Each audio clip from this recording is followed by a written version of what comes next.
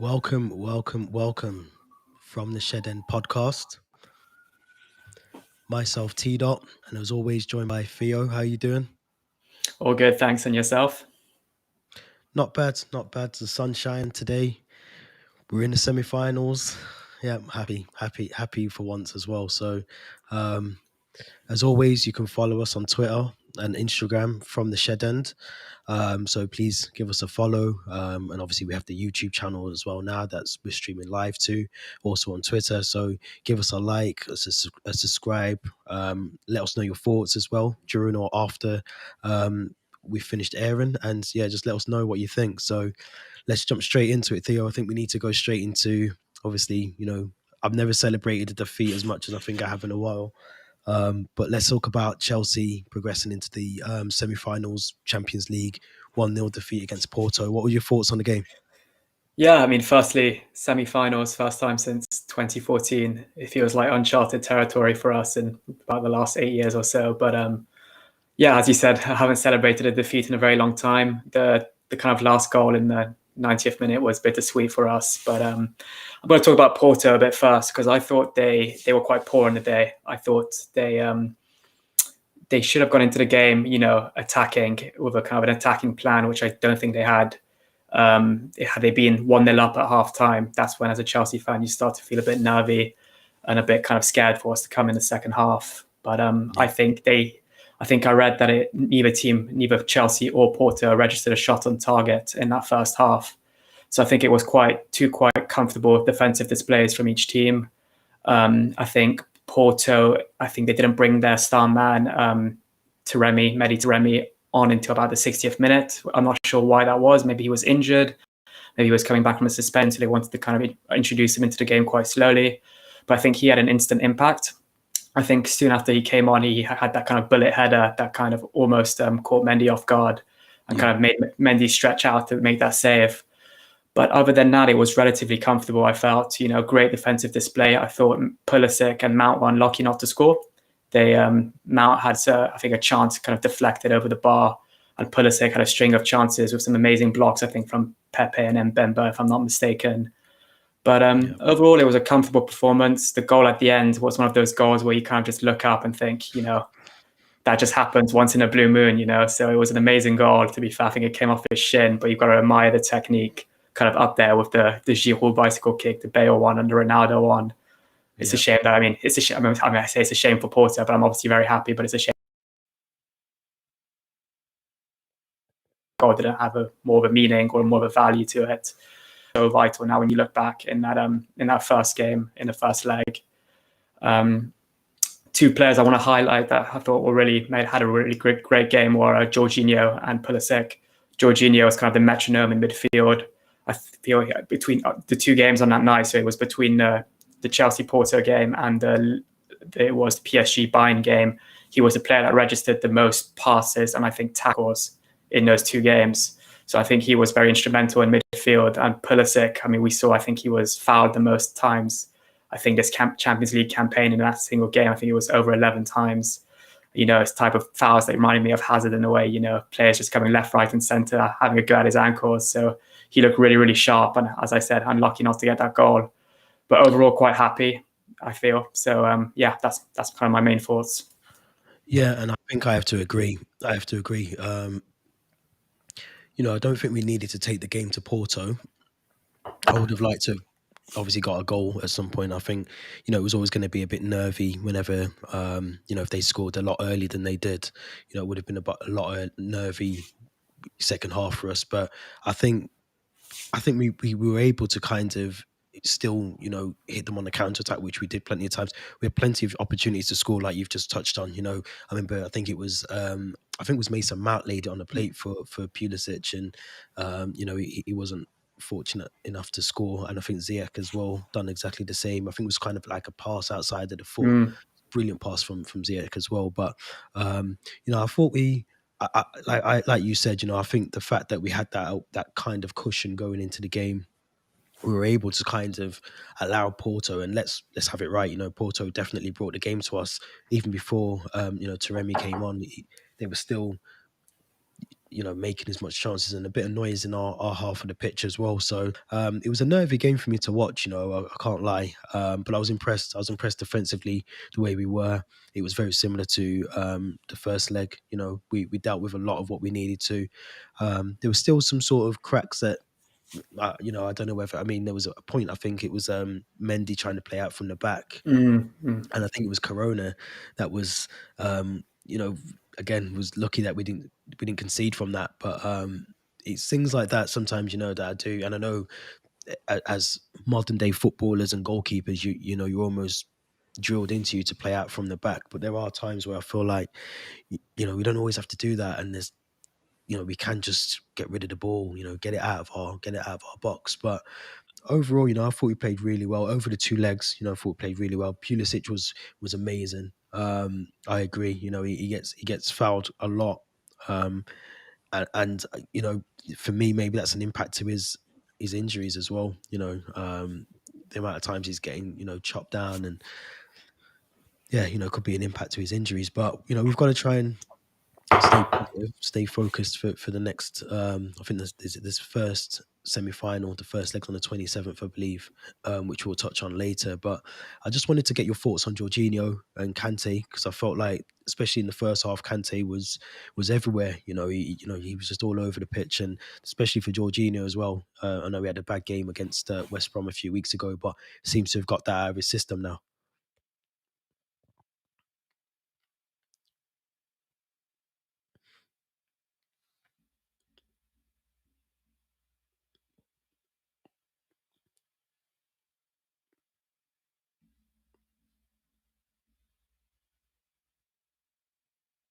I think we're having a few technicals there. Not sure if you're still with us, Theo, or if you've gone. I think Theo's left us for a minute, but yeah, I thought we, if I can just continue, I thought Jorginho and Kante were exceptional. I thought I think Kante is a player that we do miss when he's not playing. I know we've got obviously Kovacic who can fill in and do that job as well, but I do feel like Kante is one of those players that definitely when we don't have him, we miss him, and they were both brilliant. They were really brilliant as well. Um, but Porto definitely had the opportunities, and like Theo said as well, the goal was one of those goals that you just don't stop. It was almost Rooney-esque, or yeah, Ronaldo-esque as well. So, those kind of goals, you could have two goalkeepers in the net and it still would have gone in. It's just fortunate for us that they scored at the time that they did. Um, but we have to give credit to Porto, man. They done really well, um, and we done defensively really well to keep them out of it as well. I'm just gonna pause there for a moment and see whether we can get Theo back on the stream. Hopefully, he joins us shortly. But for anyone who's um, listening in or tuned in, I can see we've got a few viewers at the moment. So anyone who's listening in, again, you can follow us From the Shed End podcast on Twitter or Instagram as well. And we've also got the YouTube up and running, and I can see Theo's joined us again. So I'll get his Sorry, thoughts. No I worries. think I cut out some internet issues there. Yeah, no worries. I was just saying that we've obviously got the Twitter accounts and the Instagram as Yeah. well, YouTube account, but just get your thoughts on Kante, Jorginho before we Yeah. move on. What were your thoughts about how they played on Tuesday? I think I covered Jorginho. I thought he was brilliant. That kind of, when you mentioned that dodgy Mendy pass from the back, he was there to kind of block it out and put it out for a corner. And he was, I think I mentioned as well, he had tackles and passes in the whole game. Match day as well. That performance he had against Atletico Madrid at home at the Bridge, I thought that was a very similar performance to the one he had against Porto.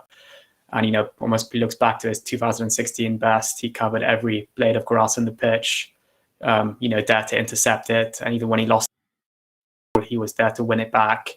And just wanted to mention as well, I think Kovacic got injured, I think, the night before, hamstring injury, possibly in um,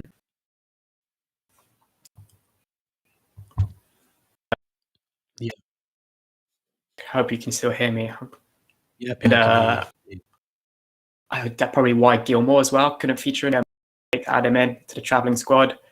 But overall, I think Kante was fantastic. So I think if I could add a third standout, it would have been Kante along with Jorginho and Pulisic on the day. Yeah, I agree. I think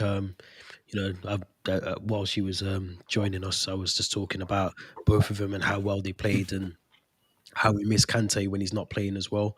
I think he brings a lot to the team. There's obviously things that he does that goes really unnoticed, I think, at the club sometimes, well, at in the team. But yeah, it was good to see him back, and he seems like he's got over the injury that he had a couple of weeks ago.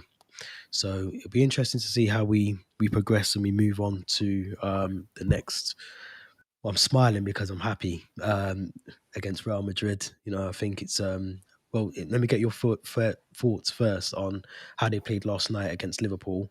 Um, did they do enough? Did they sit back and just allow Liverpool to miss all their 20 odd chances that they probably had in the game?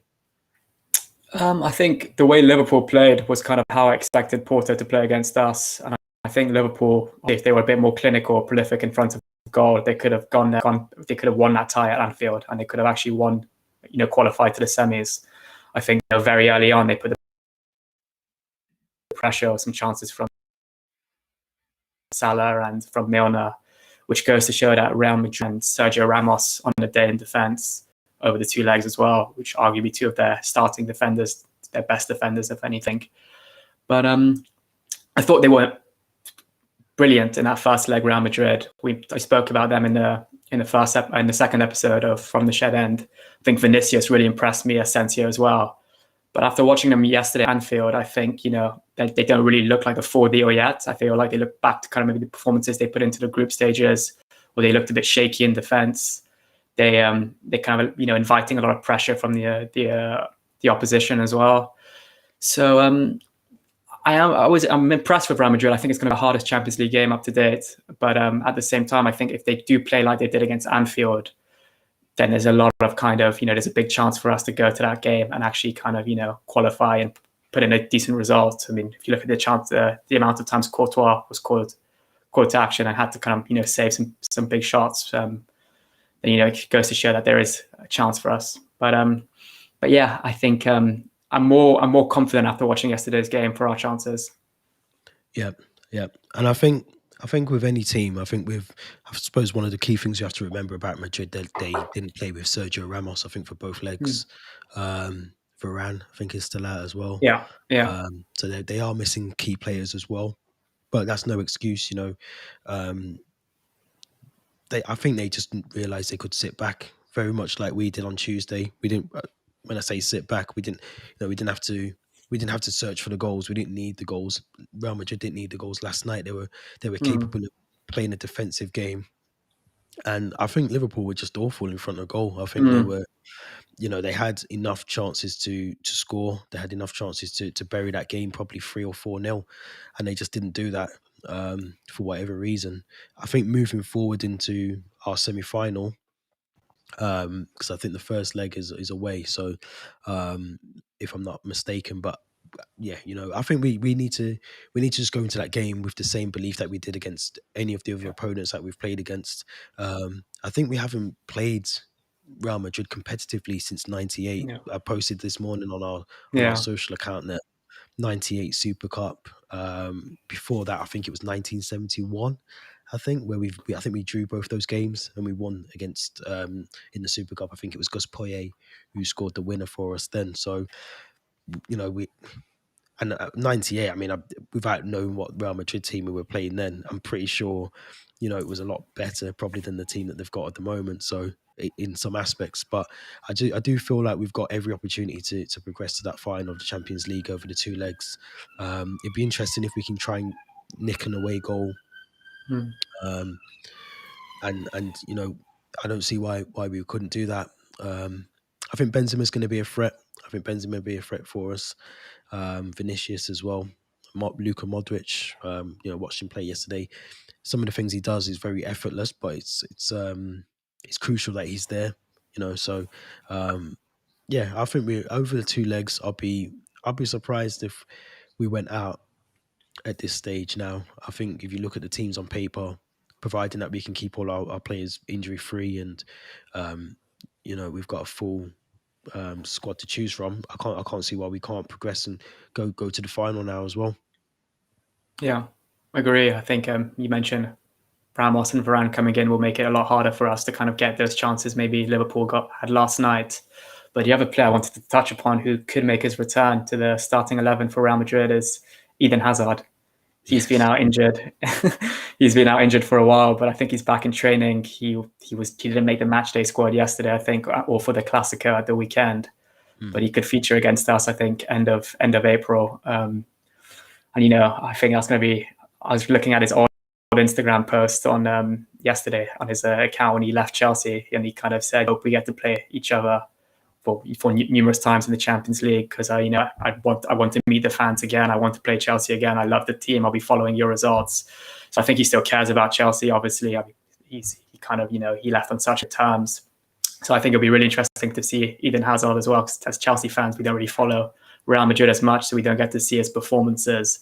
But I think this is a real chance to see him and obviously see how he can do against us if he's still the Eden Hazard that Chelsea fans saw leave Stamford Bridge in 2019, or if he's kind of this Eden Hazard that the media are portraying to be kind of lazy, unfit, not to his best. And if he is back to his best, he could really hurt us. We know what he's capable of at his best, so I think that'll be interesting as well. Yeah, because I think this season especially, I think he's had. I mean, he's been injured quite a bit over his time at Real Madrid, but on any day, any given day, we know what he can do. The quality that he still has, you don't lose that overnight. And it just, it'd just be our luck that he turns up and performs really well. Well, I think defensively, I think we're solid.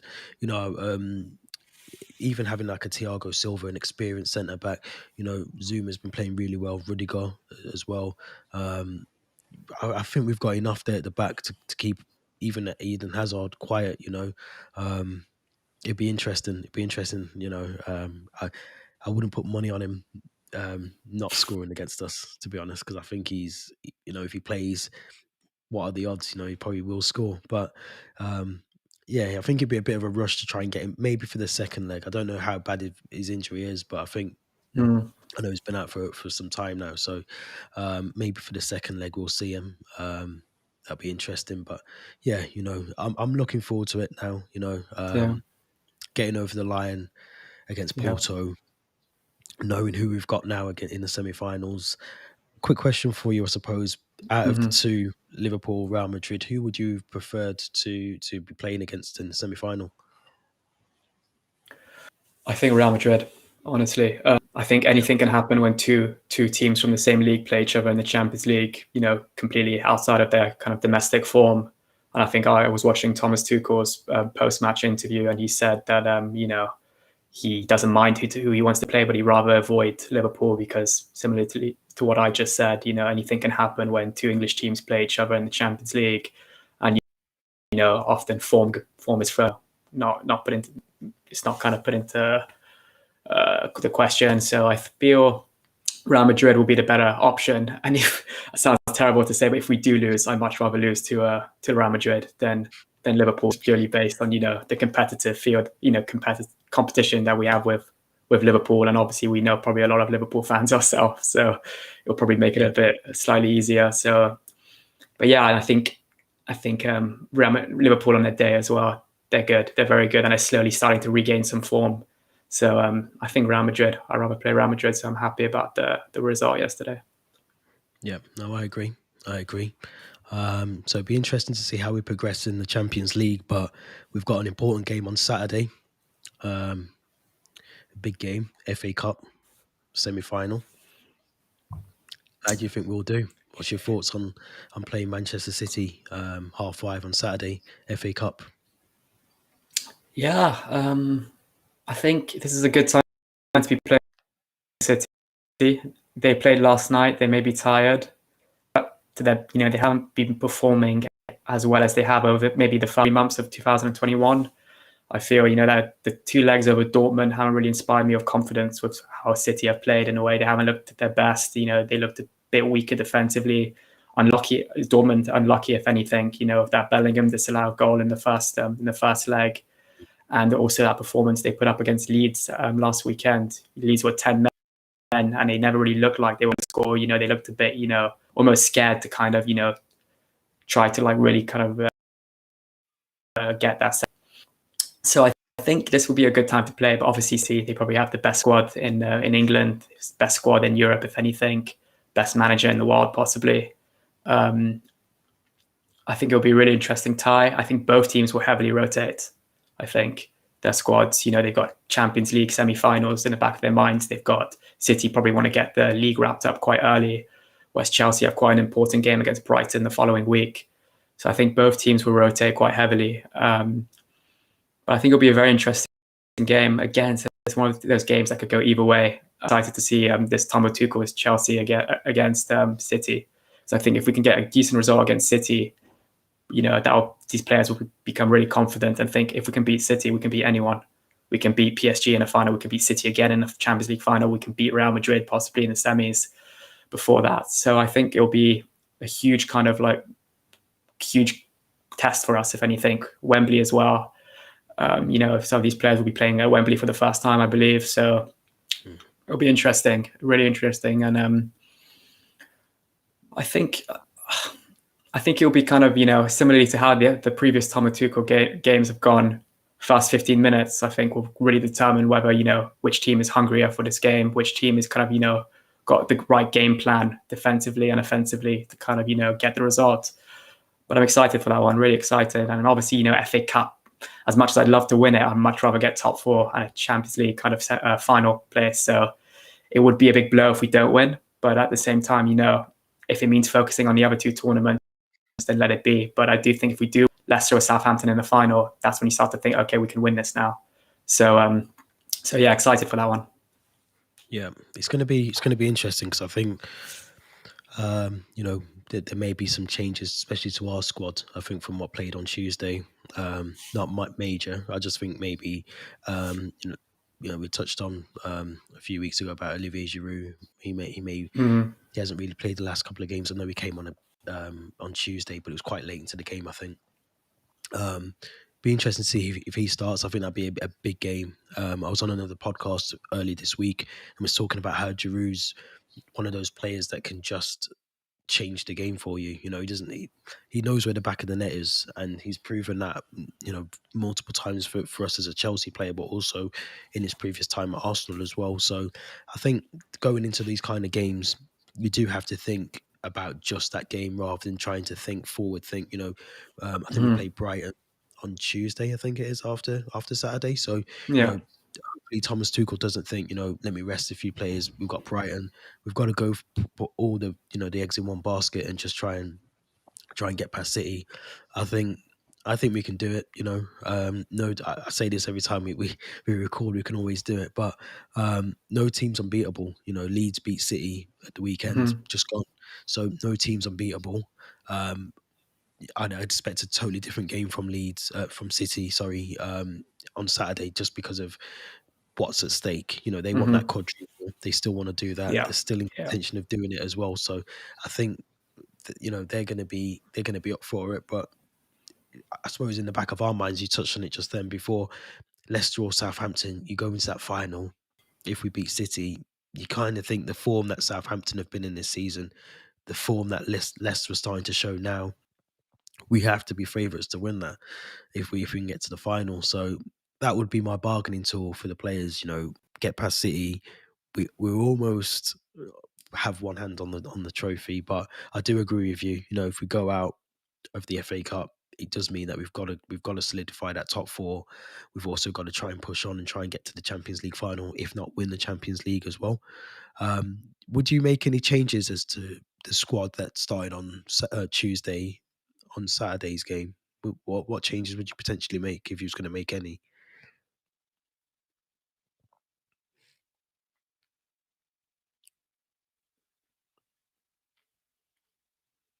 Not sure if you're still there, Theo. Hopefully you are. Yes, sorry, I think my internet cut out again for a bit. But No, no.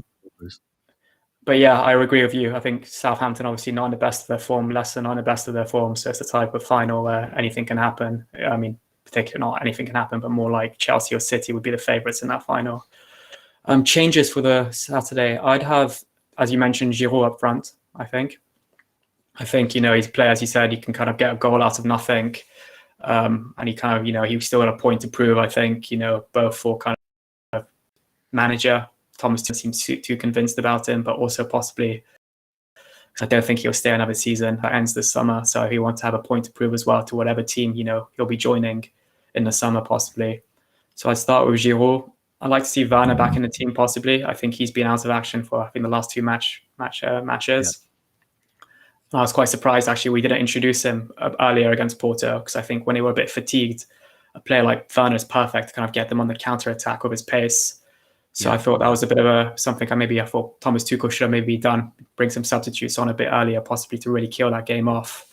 But back to the City lineup, I'd have Alonso as left wing back. I think Chilwell as well has played the last two, so I'd like to see Alonso or possibly even Emerson. I think Emerson's worth mentioning as well. He's looked quite sharp when he's come on in the few games he has played, so I'd like to see him. I think I said it before I cut off previously, but I'd love to see Gilmore in the team. I think if Kovacic is still out of his hamstring injury, you kind of think, okay, we can't be playing Kante, Jorginho every week now or every game, especially with Brighton, I think, next week. So I'd like to see Gilmore possibly. And, he has proven that he can do it in these big games. Liverpool FA Cup last year, I think he yeah, was man of the match in that. The Everton 4-0 win last year before the lockdown, man of the match again. So I'd like to see Gilmore, I think, in the starting 11. And I do think he'll go out on loan next season as well. So I think this is his chance as well to kind of maybe prove, I can play at the top, in these top games. Um, yeah, and then, but yeah, I think those are the main changes I'd make. Kind of left wing back position, striker, maybe centre midfield and Gilmore, and possibly even bring back Kepa. I think Kepa's looked good since Tuchel in the games he has played under Tuchel. I don't think he's conceded a goal, if I'm not mistaken, that's a big since call. Tuchel. It's a big call. It's a big call, but I feel like had Kepa made a mistake that Mendy would have made against Porto, that pass, the Mm, internet would have reacted terribly. I think even the commentators would have kept mentioning it. I think it would have blown his confidence. But I think he's looking a bit more confident. And what I've liked with his performances recently, he doesn't. I mean, he kind of takes his chances every time he has played. That I think he made a great save against Newcastle in that Premier League game he did play, and he yeah, kept a clean sheet. And I think as well the possibility of penalties at full time after extra time as well. I much rather see Kepa between the sticks than Mendy for penalties. I think the mm, times we have seen Mendy, face penalties. I think against Everton, I think he's faced a few. I think in that shootout against Spurs in the League Cup earlier in the season, I don't know. He seems a bit, slow to react when the ball is shot. Or this is just me being very critical right now. But he hasn't looked like very close to saving any of them. Whereas Kepa, he had that amazing penalty save against Valencia in the Champions League last season yeah, yeah. at the Mestalla. He saved, I think, one. I think maybe was it from Bernardo Silva? No, Leroy Sané. I think in the League Cup Sane, I final. think. Yeah.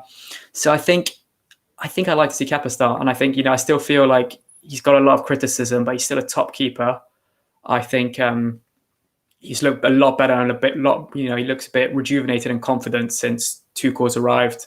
And I think the fact he's not playing every game now, he's got a point to prove, and I think that's what's so important for a goalkeeper. Is the one game you do get, you want to take your chance and really prove. I should be playing. I should be the first choice. I should be starting. I should not be just considered for cup games, but also league games, Champions League semi-finals, possibly. I know this. So I think, yeah, Kepa as the goalkeeper, left wing back, Emerson or Alonso, Gilmore in midfield, and Giroud as a striker. Yeah, and it's good that you touched on Gilmore because I feel like he's the forgotten player at the moment. Mm, At the back ends of, or even the back end of last season, I think it was he played played a couple of games. There was rumours he was going to go on loan in January. mm, I think it was back to Scotland somewhere. yeah, I'm not Rangers. sure. Rangers, yeah. So it'd be interesting to see how his development. goes over the next couple of months, and does he go on loan? It'd be a shame for him to do that, but I can also see why. He's still quite young. He's still got plenty of opportunity to come back into the Chelsea fold, as we spoke about in the last episode around the low knees, and sometimes it can work for you, sometimes it doesn't. But I feel like he's one of those players that would probably benefit from doing that and going out on loan. But yeah, like you, similar. I think maybe looking at resting some of the players, not all. I think Werner would be perfect in a game like this, but then, you know, I think that front three has worked. Although we lost on Tuesday, but the way we played against Palace, I don't know if I tinker with that too much in terms of having Havertz as that sort of false nine and Pulisic and Mount. I think that's worked. But I think Werner has to play a part because of his pace, what he can bring to the team as well. So I don't know how Tuchel is going to deal with that headache of a selection, but hopefully he gets it right as well. It'd be interesting that, like you said about Kepa or Mendy, because you don't really want to change your goalkeeper during the game, so you have to stick with one or the other. Obviously, we're kind of going back to Sarri's League Cup. When you mentioned Kepa, then that's the first thing that popped into my mind was Yeah. the League Cup moment. But I think and to be honest, Kepa wasn't having that bad of a game that day. To be fair, if I recall, No. he had an No. outstanding performance. It was overshadowed by whatever happened during that game, but it'd be interesting. He's not a bad goalkeeper. I just think, like you said, his confidence was completely shot to bits, and he didn't really have any confidence. The games that he has played this season, like what you've just mentioned, I do feel like he's improved as a goalkeeper. Whether that's what he's working on off the pitch, and the goalkeeper coaches are working with him to bring that part of his game, making it better.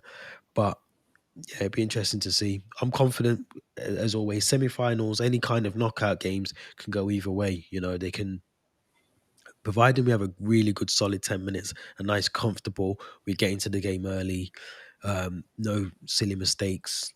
Sort of like what Mendy was doing because I'm pretty sure that was early in the game on Tuesday with Mhm. Mendy. It was probably within the first 10 or 15 minutes of the Yeah. game. As long as we don't have any silly mistakes like that, I think we've got every chance of progressing. And I think we just need to keep certain players quiet. Leeds can do that. We can do that. There's teams that can do that to City. You keep the key players quiet, keep a Sterling or a Kevin De Bruyne quiet. Um, I'm not too worried about like a Jesus or, No. Torres and those kind of players. No. I think we can deal with them. It's the Kevin De Bruyne's or, Gundogan, Yeah. Raheem Sterling. Those kind of players will cause us issues. Foden. Foden, of course, yeah. And also John Stones, because I think the game that I watched, I can't remember what game it was now. I think it was the weekend fixture just gone. And John Stones was almost playing as a midfielder. He was carrying the ball from central defence to, you know, it was Leeds. Yeah, it was Leeds Mm. to get Leeds game. He was bringing it all the way. He was taking on shots. So as long as that doesn't happen to us, which he shouldn't do because of our midfield is completely different to Leeds. Yeah, I can't see It's- why we can't progress. It'd be interesting if it goes into extra time as well. Um, that would probably suit both teams in terms of the depth that they've got. We've got a brilliant bench to an extent, and so have City. So hopefully, I'm going to go for. I don't think it'll go to extra time. I think it'll be a quiet game. I think it's going to be 1-0 Chelsea. I don't think there'll be many goals. I think both teams will try and cancel each other out, and they won't want to go for it either. I think they'll be very cautious about going forward. I think it will go to extra time. It will. I think both teams will be really tired after their Champions League games this week, and I think it'll be quite a lackluster game if anything. And I think it'll be a 0-0 extra time, and then it's either going to go 1-0 City or 1-0 Chelsea. But obviously, being a Chelsea fan, I have to go with 1-0 Chelsea. So let's stick with Yeah, that. yeah. So we're both saying 1-0 to an extent, but Yeah, yeah, bit yeah. of extra time. Maybe. Yeah, that's fine. Okay, so obviously, you can watch that game 5:30 Saturday. Well, 5:30. I've heard rumours it may be being moved due to Prince Philip's funeral, which I believe is around the same time as well. So we'll keep our ears and eyes peeled to see if that does change. But currently, at the moment, 5:30 Saturday. I believe it's on BBC One. So Yeah, it'll be interesting to see how that pans out. But let's move over to potential transfer targets. Is Haaland top of the wish list? Oh, it'd be the dream signing, I think. If you kind of think the most in-demand striker right now, and any team that he probably set for the next 10 years, with their kind of number 9. Contrary to maybe, the Torreses, the Werners, I think he's the type of player that if he could come in, performing from the off, I think, any league, I think any kind of, level of kind of any competent, I think he can perform. He's done it in the Champions League. I think he went out of Dortmund yesterday with 10 goals to his name, I think, in the Champions League. He's still only 20. We have to remember that he's 20 years old. Yeah, still a young The one age. thing that's kind of me, which the one thing that kind of thinks to myself that we won't get him is his agent, Mino Raiola. I think, he's very difficult to deal with. He'll probably want a large portion of the money, for himself, or agent fees. And I think you could kind of see it in his eyes as well when he was playing at the Etihad. Kind of, looked like, this is going to be my home next season. I kind of felt like that way watching him. So I feel it's going to be kind of head-to-head maybe between a Chelsea who have the kind of, the financial budgets to maybe afford him. But he'd be the dream signing, honestly. I think Haaland, he's been kind of, being his agent, and his father's been going around Europe. I think they were spotted in Madrid and Barcelona the last few weeks, kind of whether that's just to kind of, get more attention, or just maybe see, test the water and feel like, okay, this is what this club could offer us. Let's move on to this city now and this club to see what they can offer us. That's very, very, very Mino Raiola in a way, to do that. So dream signing, especially if Tammy and Giroud do end up leaving this summer. We haven't really been playing with a proper 9 this season. I mean, since Tuchel's arrived. So I think that'll be the ideal one. Definitely, I think, if we do have the transfer budget, yeah. I just want to ask as well, because you mentioned obviously his agent, and I think his father's part of that kind of management side of how, behind the scenes. And I'm pretty sure I read there was there was fees being batted around 20 million. I read that fees, too. and Yeah.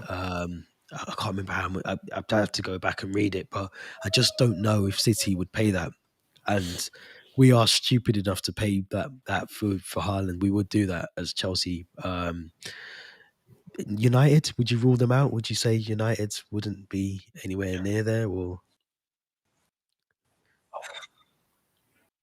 Wasn't there something with Haaland's father, I think, and straight away Haaland's got no kind of interest in joining Man United. I don't know if that's kind of in the past now and forgotten about, or if it still plays on Haaland's father's mind as well as his son.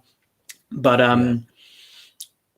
it's quite hard with Man U, their kind of their transfer signings, because I mean last season they were linked to all these star players, the likes of Sancho, they're always linked with Sergio Ramos, and they always end up signing, kind of, their second choice. Maybe they ended up getting Cavani. They got the Beak, who hasn't really featured this season. Who are very good players, don't get me wrong, but probably not their first choice signings. No. So I can't see Haaland going to United. The one thing that still maybe thinks, okay, there's still maybe a 10-20% chance he does go to United is maybe the Norwegian link with Solskjaer, possibly.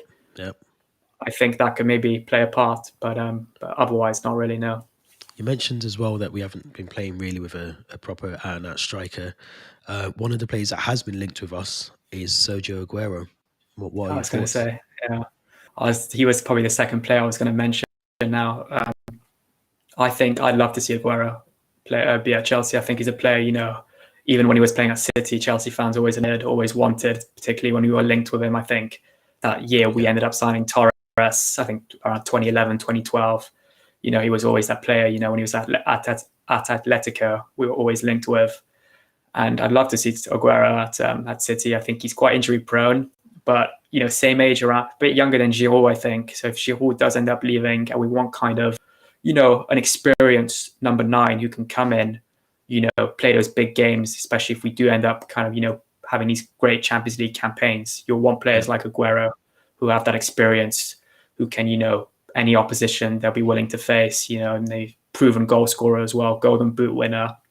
I think he'd be, especially if kind of Tuchel does insist with kind of keep with Kai Havertz's progression as a false nine, then I think Aguero is the perfect player to come in and maybe, he'll be there kind of playing under Aguero's kind of, knowledge of football rather than someone like Haaland who maybe would come in and completely, derail Havertz's progression in the team.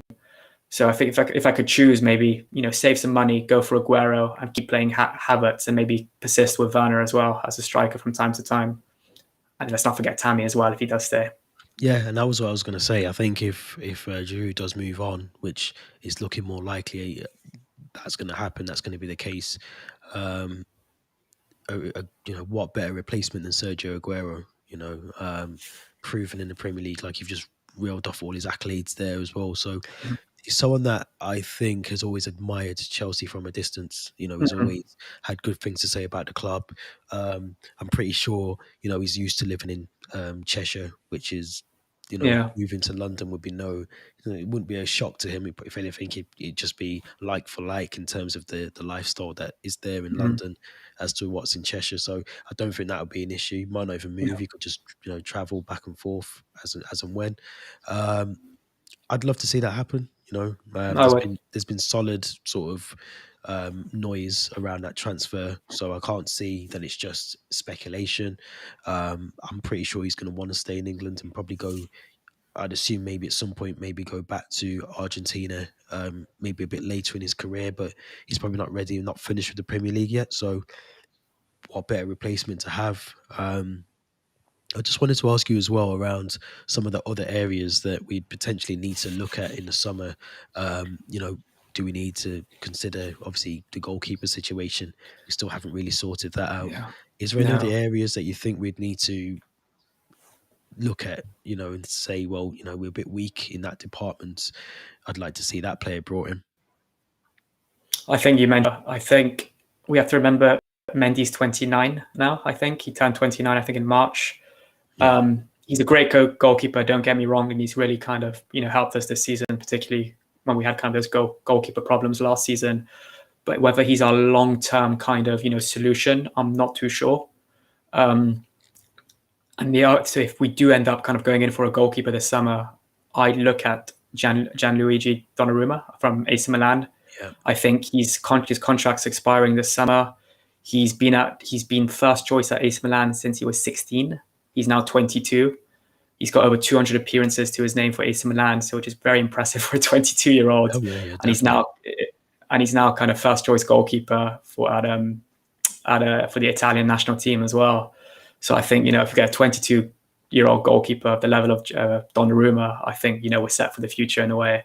I'd love to see Mendy still play a part if we do get him maybe second choice, kind of the role maybe Kepa's been having this season, which is very harsh in a way for Mendy. But I still feel like there is progression and room for improvement in our goalkeeper.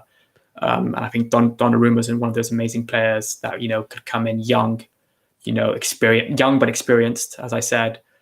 And obviously, I think Oblak is a bit out of the question with his price tag. I think we may not want to pay as much for a goalkeeper after maybe the Kepa transfer. Yeah. So, but I think it's all dependent as well. Maybe if we're able to get money for Kepa, we're trying to recoup maybe at least 30 million for his by selling him. But yeah, Donnarumma would be an option as a goalkeeper for myself. I think it's more of a realistic one rather than the Oblak. I think we were heavily linked with Oblak last season before we got Mendy. But yeah, I just feel like we've got to be a bit more realistic. I don't think we can. I think we're a club that likes to, get as much value out of a sale. And we've always been that kind of club that, we don't want to take a massive loss on a player, which we're gonna have to with Kepa, whether we like it or not. He hasn't played this season. He's definitely not valued as to what we brought him into No. the club for. So I think getting a young but experienced goalkeeper, which we would have, 22 years of age is probably the right age, to try and bring a goalkeeper in. It makes sense to me. I just look at the team that we've got now, and new goalkeeper if we can get one, like you mentioned. Maybe not, maybe a Haaland or Sergio Aguero up front. Mm-hmm. I don't think the team needs tweaking that much more. We have to No. kind of question No. maybe Thiago Silva, whether he's going to extend his contract. But then, we have got players that are out on loan, we mentioned before in our last episode, that could probably do a job, whether they're good enough to do that all season or we still need that depth in the centre back role. Um, what's your thoughts? Do you think we could probably look at an Ampadu or like we mentioned, last week, that there's players that are out on loan that could come back into the fold at Chelsea? I think definitely before we go into the transfer market and offer ridiculous sums of sums of money for players. Sorry, we should look at the players we've got out on loan, players we've already got in our squad, the likes of Ampadu, the likes of Sa at Porto, possibly. Because I think there's another centre back, Guehi, possibly. If Yeah, he's kind of maybe get a Premier League loan for him before kind of being introduced to the first team. But I'm really happy when these players do go out and learn, and sometimes get reintroduced into the team, because it's proof that kind of our loan kind of system isn't broken. It isn't about just kind of raising the price of players to resell yeah, them. So I'd be really happy to see, maybe, especially because I think our centre backs have all looked really improved and solid since Tuchel's arrived. There's no reason why to drop a particular one. It's whether extend his contract or not, and I think 5 centre back probably quite possible. So the other player I've been seeing that's been linked with Chelsea is Jonas Hoffman from Mönchengladbach. I think he's a yeah, player. I think don't know too much about him. I think he played at Dortmund under Tuchel, and now he's at Borussia. Field player. I think he's German international now as well. Centre attacking midfield. We've got so many kind of players in that position. He's out on loan as well, the likes of Gallagher, the likes of yeah,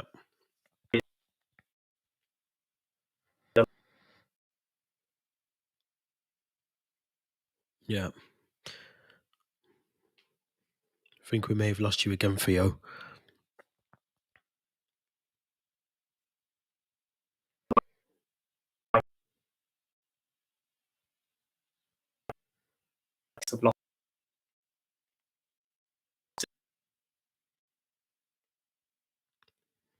Yeah, I think Theo's just dropped off again, but you got the gist. I think we don't need that many players to come in. I think we've got enough at the helm. We have to remember that we spent near enough 200 million in the summer as well, bringing in the likes of Timo Werner, Kai Havertz, Ziyech, Ben Chilwell, and they've all done um, as well as they can do this season. I don't think we need to bring in too many players to rattle the team. But I do think goalkeeper's essential. I think we've got to have, if we're going to want to win and compete for the Premier League next season, which I don't think is ambitious for a club like Chelsea, then we need to get a goalkeeper that's solid.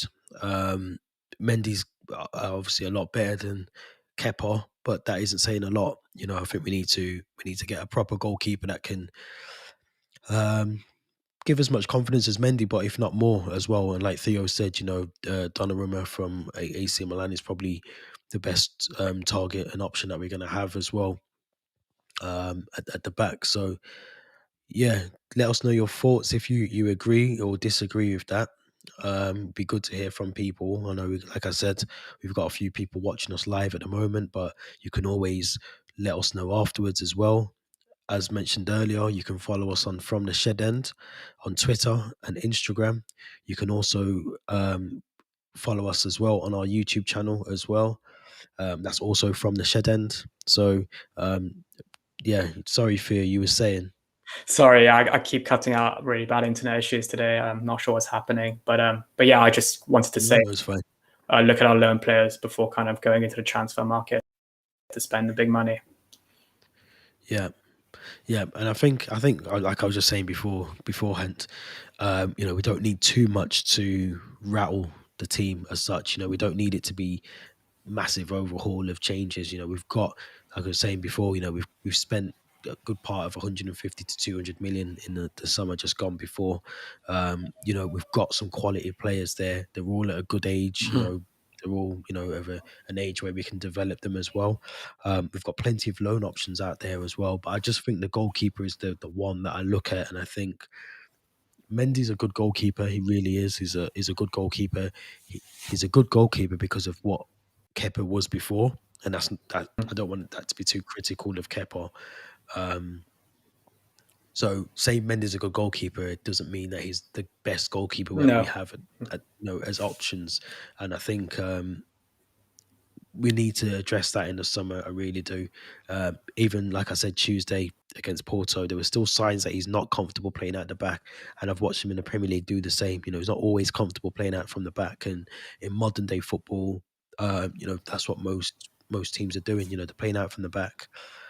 You've got to be comfortable, and the defense have got to feel comfortable as well. I think if the defense don't feel comfortable, one thing I will say about Mendy, he seems more commanding, and there's more talking Yeah. with the defense than there is that we had with Kepa. But I don't think we can.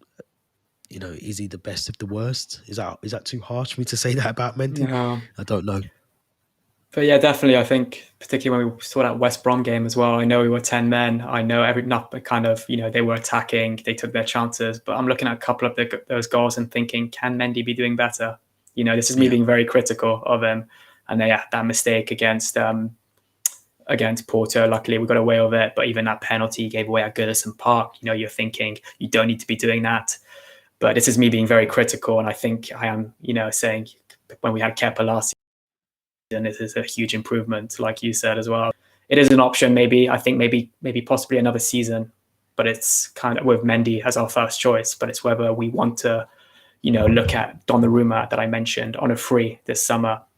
Again, yeah, though, Mino Raiola is the problem, kind of blocking that. I feel he's the kind of yeah, that super agent, who probably would demand crazy agent fees around the 20 million mark, maybe less. But yeah, I think on the long term, he should be kind of an option for us.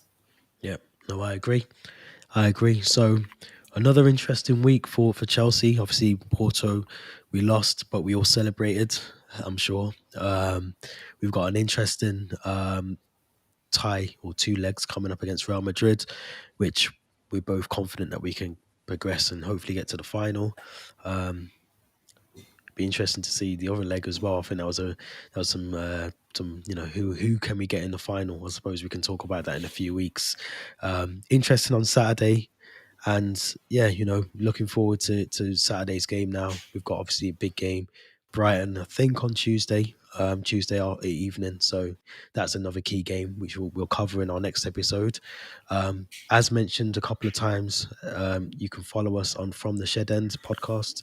That's From the Shed End on Twitter and Instagram, and also on the YouTube channel, which we're currently streaming live to as well. By all means, get your questions over to us, which I think we'll be trying to cover off on the next episode. And yeah, thanks for listening. This has been From the Shed End from myself, TDOT, and Theo. Thank you. Thank you.